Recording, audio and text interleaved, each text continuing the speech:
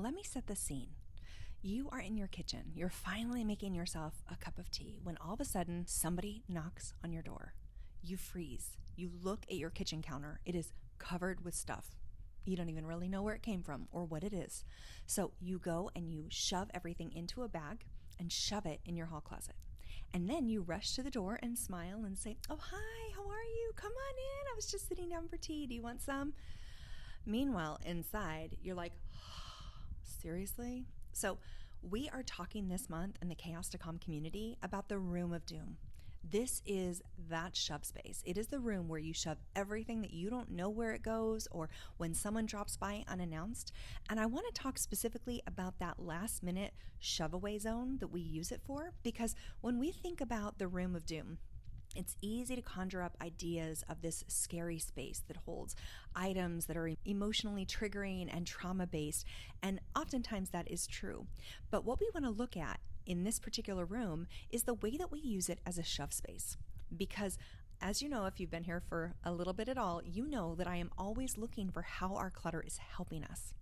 So this room of doom is helping you. It is providing a great space for things that don't have a home or last minute cleanups. And this is great to have and actually kind of necessary. I want to give you a few different tips for how to make the space more functional and some alternative options if you don't want to just continue building your room of doom. So let's dive in. So when we look at the room of doom as being a shove space, first I want you to think of where your room of doom is. If I showed up in your home right now, where would you try to put the stuff that was on your kitchen counter or in your entryway or in the guest room? Where would you put all of that stuff to make space for someone else? That's your shove space. That's probably one of your room of dooms. So let's talk first of all about if you have a room of doom, what you're going to do. So you want to build time in for resetting this space. What tends to happen is we think that when we have a room of doom, a room that has tons of unhoused items in it, that we need to spend days or weeks putting it together, which might be true. But I don't think it needs to be so challenging. You don't need to reinvent the wheel. What I want you to do is that if you use your room of doom as a shove space, meaning if someone comes over or something happens, you're prepping for a party and you shove everything away, when you're done with that visitor or that party, take everything back out again and put it where you found it. Do not organize it. Don't start a new project. Here's what happens. We tell ourselves that we can't take that out until it's fully organized. And let me tell you, the wonderful archaeological dig you will have in there will be quite interesting, but also very time consuming. It is okay to be in process. It's okay to be a work in progress, my friend. So what you might want to do is make time after that visit to just pull everything out and put it back where it was again, because generally speaking, where you had it, it was working for some way. So meaning that your mail was on the counter, it was a bill you needed to pay. It coming back out on the counter is far superior to keeping it buried, where when the next visitor comes over and you get another load buried on top of it, and suddenly things that you really need to have access to are completely unfindable. So it is okay to not need to clean everything up and make it perfect. Just put it back where it was and give yourself that breathing room, because I promise a few inches of clutter is way better than having it buried in a room filled with stuff. So give yourself a little bit of time to just pull everything out again, reset that space. Someone doing a popover or a drop by is not the invitation that you need to organize the most chaotic room of your house. Another thing that I want to touch on is when you go to put things into that room of doom, and again, it is fine to use a room of doom. It's totally normal. Most of us have one.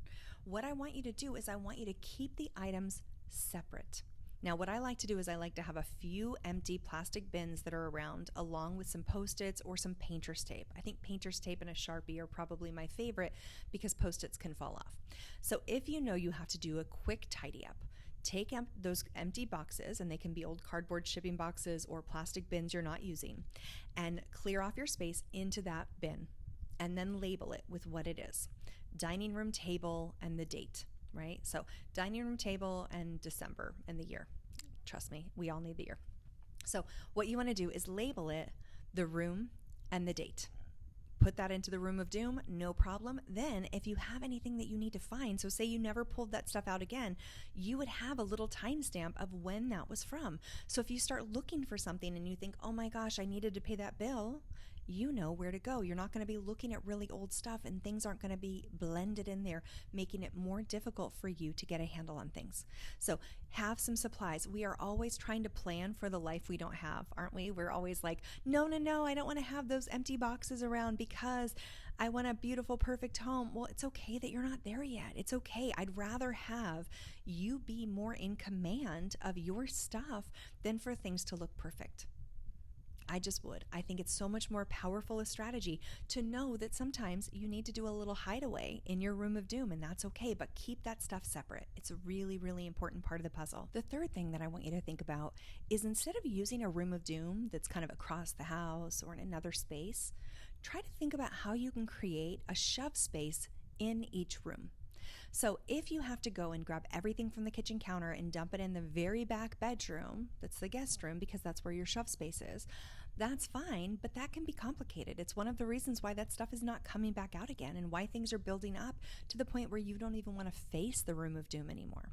Instead, what if you had a little ottoman, like a little ottoman that people sat on in your kitchen, and they could sit on that, but it also is your shove space. So if people come by unannounced, or if you're prepping for a party or need the counter space to cook, you just shove everything in that ottoman, and when you're done, you pull it back out again.